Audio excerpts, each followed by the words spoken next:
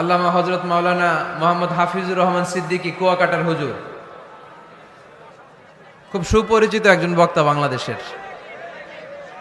হুজুরের আলোচনা শুনে অনেকে হেদায়েত হয়ে গেছে, ঠিক কিনা? আমি শুনেছি অনেক যুবক ছেলে পেলে হুজুরের আলোচনা শুনে নামাজ ধরেছে। কুয়াকাটা হুজুরের আলোচনা শুনে অনেক ছেলেরা দাড়ি রেখেছে। বাংলাদেশের এই যে অটো রিক্সা ভ্যান গাড়ি সিএনজিতে আমি দেখেছি হুজুরের কণ্ঠ বাজতে, সুরেলা কণ্ঠ। তো আমরা হুজুরের জন্য দোয়া করি, হুজুর যেন সহি সালামতে আগামীকাল আসতে পারে।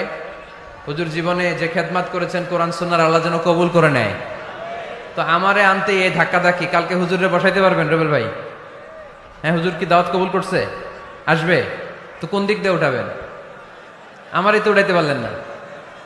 কালকে সিকিউরিটি আরো ডবল করবেন, পুলিশ 200 রাখবেন, ইয়াং সোসাইটি থাকবে 300।